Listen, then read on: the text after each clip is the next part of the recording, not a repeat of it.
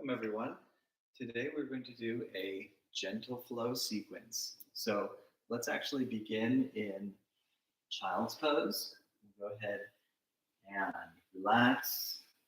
Maybe fold your arms into your head or have extension of the arms or something halfway in between them. Deep breath.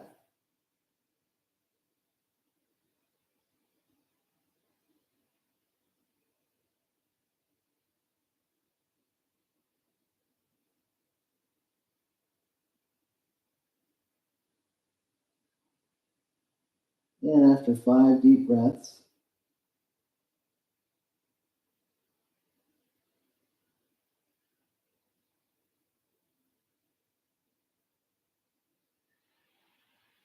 we'll go ahead and come on up to a sitting or kneeling position. You can be lifted a bit or sitting, and the first pose we'll do after child is the runner's lunge. So step up with your right leg.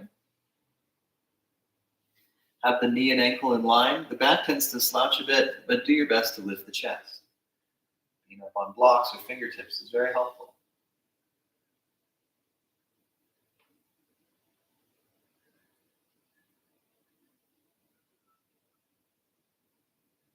You can manage expectations. When we do a pose that's a stretch right off the bat, then sometimes we feel a little stiff. So don't feel like you need to go really far into it. Be fine with wherever you are with it, so long as it's not really painful. And we're going to switch sides. So we'll step up, knee and the ankle in line, the spine. A little rounding is fine, but more length, more of a diagonal spine than a slouched heap of a spine is good. It's what we're aiming for. Nice deep breath. The foot can be pointed or the toes tucked. The toes tucked will help you to feel the heel. If you don't feel your little toe connected, then your heel may be going in, which is torque on the hip, versus keeping connection of the little toe directs the stretch right into the hip flexor, which is good. So we're going deep in the muscle and not torquing the joint as much. When you learn those types of techniques and alignments, we get much better at staying healthy in our yoga practice.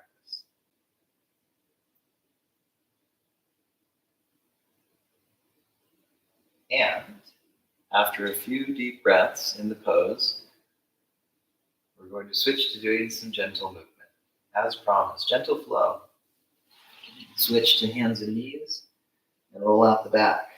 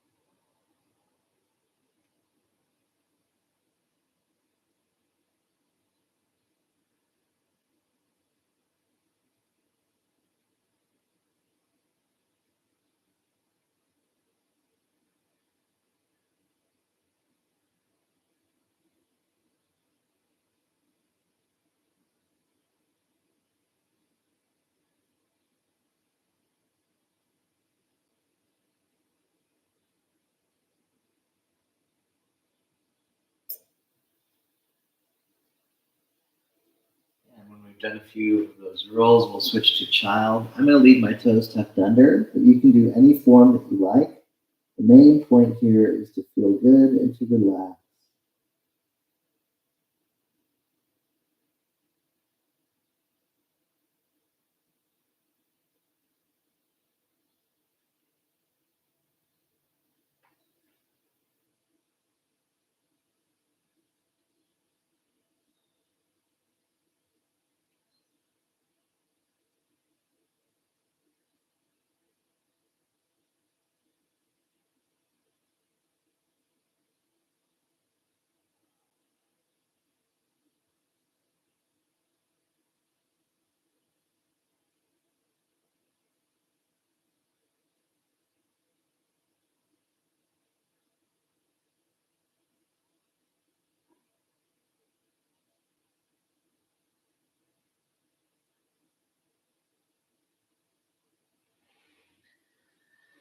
Come back to hands and knees.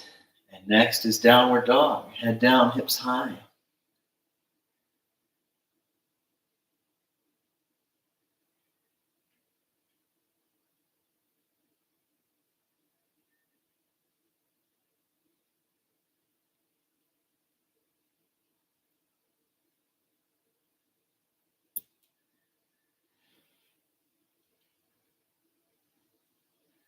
And knees down,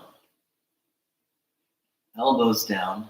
Walk the legs way back and drop the hips shoulder level. Elbow plank to Sphinx. So that was a little bit of strength, but very brief. In these gentle flows, a little bit of strength is not blasphemous. You mostly want to focus on stretching, breathing, and relaxing, but a little bit of strength for muscle tone is good. One person, and I took this as a great compliment, and they meant it as such, that they referred to a certain class I used to teach as a restorative class with a little bit of plank. We would usually do a plank or two and a standing pose or two, and then just a lot of stretching and relaxing. It was a great class. I loved it. I feel like sometimes in practice, it needs to be either on or off. Like you're either just like strengthening and being active, or you're doing pure yin and there's no any movement, nothing for strength, nothing for increased muscle tone. And to me, that's a very modern, it's a reflection of modern society. Either you're going full on, you're on your diet, you're going nuts, you're working out every day, or you're just switching off, eating those Doritos. And life is about balance. And one of the ways to balance, since our life tends to be very slouching oriented life where we work at the desk or we ride bikes and we do things that have bad posture, one of the ways to balance that is to spend a good amount of time in Sphinx pose. And one of the ways to spend time in Sphinx pose is to have a yoga teacher who gives excessive long-winded speeches in Sphinx pose while teaching you classes online. As always, you can rest if needed. If your spine or neck feels like it's uncomfortable, wider arms is good.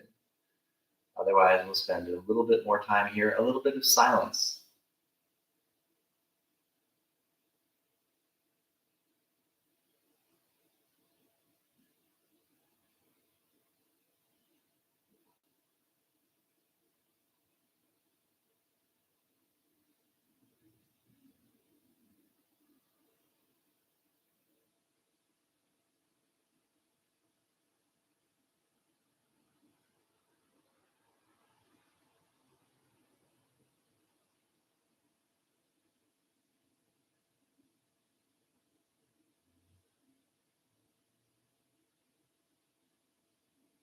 Come on down. Use the core and lift. Downward dog.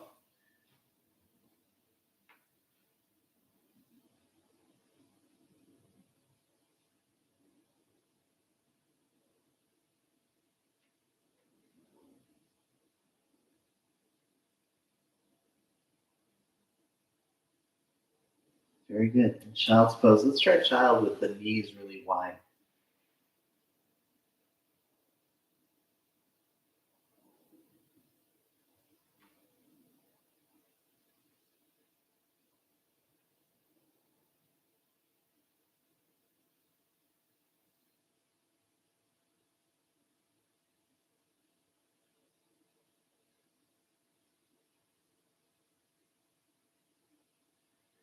Very good. Let's go ahead and do another set of the cat rolls.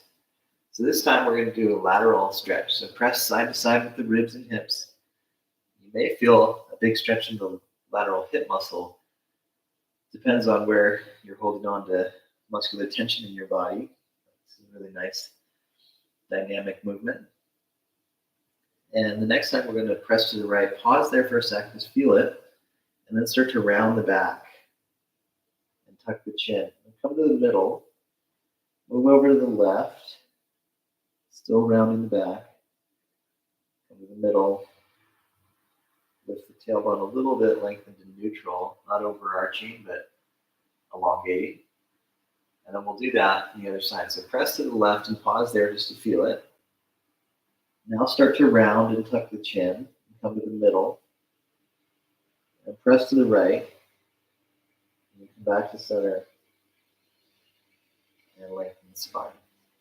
Good. We're going to do that set one more time. So press to the right, round the back, come to the middle, and then go to the left, come back to center, lengthen. Press to the left, round the back, come to the middle, and go to the right, come back to center, and lengthen. And we'll go ahead and shift to do a straddle position. We worked on the spine a little bit. Now we're going to work on the hamstrings and hips. So widen the legs. If you're not really flexible, you just open a little bit, and then level 5 students do the whole shebang. And most of us are somewhere in between. And because we're not doing a ton of movement and warming up today, we may have a different level of openness, which is perfectly fine. Start to consider what a good straddle is, not by how it looks, but how much you enjoy it. How about that? Not very American, I know. And we're going to stretch a little bit to the right leg, and then maybe move the hand down the leg, and eventually you might be able to have one hand or even both hands on the foot. Deep breath.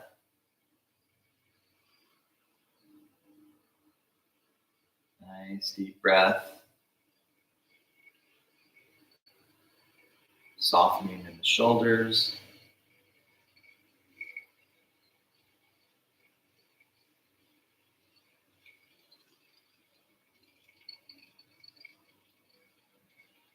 And go ahead and switch to the other side. So start with a little bit of a stretch and maybe just stay like that. You don't want to be collapsing down.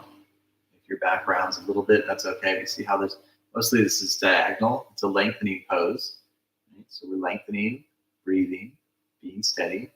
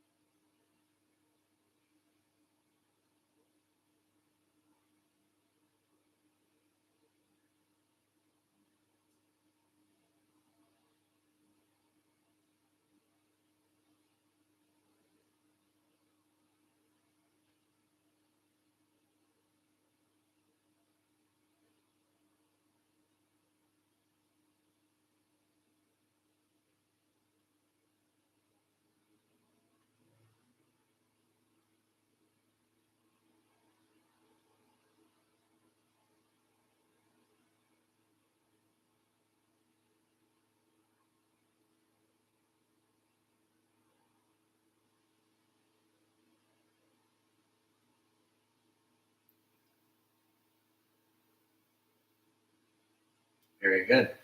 Next, we're going to do a butterfly stretch. So bring the legs closer together. You can actually roll the femurs for a second.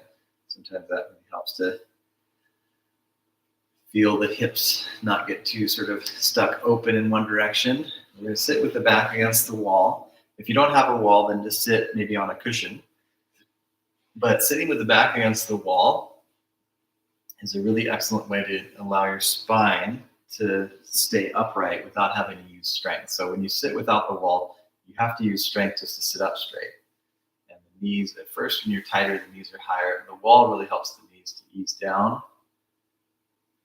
Sometimes that strength you use to sit up kind of translates into the hips, and you feel a little tighter in the hips. So I always find that the wall just helps me to really get into the butterfly pose. You can use your hands. Some people respond really well to pressure. Sometimes pressure makes you feel really uncomfortable and tighter, actually. But like for my body, I know my body really well. I know that pushing a little bit helps me to actually relax into it. And I could stay there without the push. It's good to be able to do it without the hands-on, but you use that at first as part of it. My son Jonah, he sometimes has a hard time taking his naps or going to sleep, and he'll ask me to sit at his door. He'll say, "Daddy, will you sit at my door?" And he's not an old Jewish man. That's just the way he talks. Someday he'll be an old Jewish man. So I sit at his door. I sit with my back against the wall, just to the side of his door, and I do butterfly. Sometimes I'm doing a lot of yoga, and sometimes I'm not doing very much at all. But usually I'll do something every day. That might just be 20 cat rolls. That might be sitting at my son's door for 5 minutes, doing butterfly with my back against the wall. Maybe it's a 2-minute meditation with really good, smooth, deep breathing. So practice these videos, do the longer programs if you can, do the shorter ones when you don't have time. Do 2 stretches or 1 sequence when you only have 3 minutes. The more you keep it going, the more you get the benefits.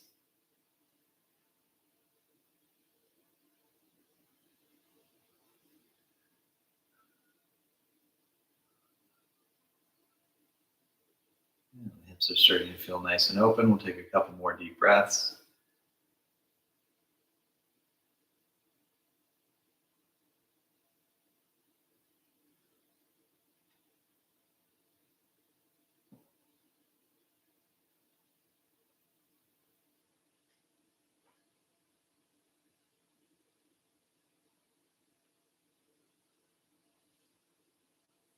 And we can release from that. You can keep sitting with the back against the wall or sit on a cushion. We're going to do a little closing quiet time. So sit cross-legged as you like, whatever's a comfortable way for you. Sit nice and tall. And if you like, close the eyes.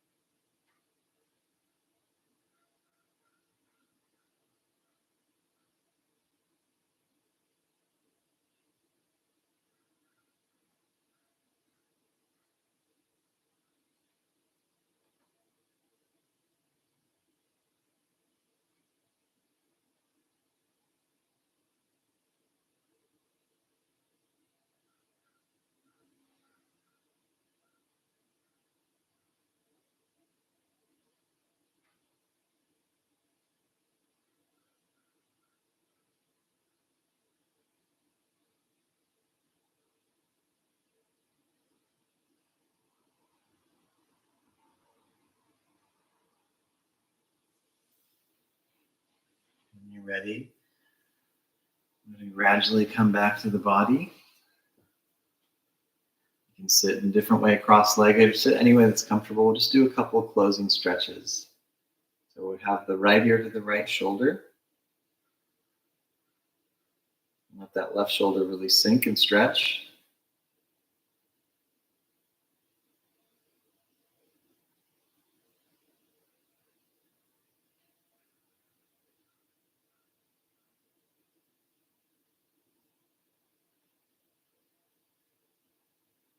And other side.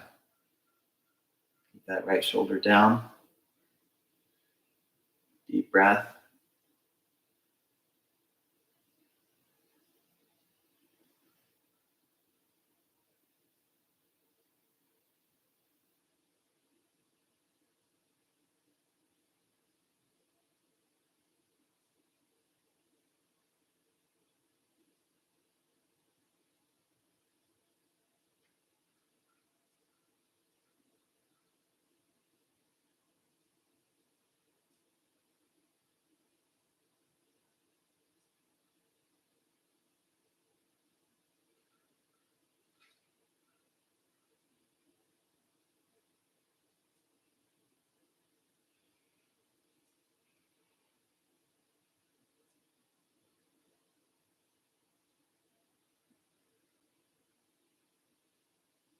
Come back to center. We're going to conclude practicing with a clearing breath and then 3 ohms. So let's breathe in, expand, open mouth, let it out with the exhale.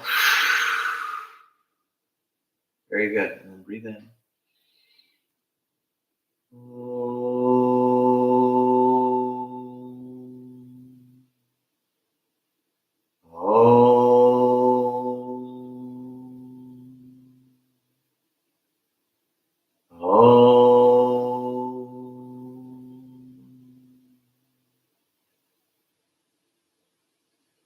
Namaste. Thank you, everyone. Have a wonderful rest of your day. Please support this channel with a donation in PayPal or Venmo. And if you're declining to support the channel financially, then leave a positive comment, a like, subscribe if you haven't yet. If you're willing to take my channel for free and not leave a comment, then that's interesting karma, to say the least. All right. Best wishes to everyone, people who support and don't support, and I will see you soon. Ciao.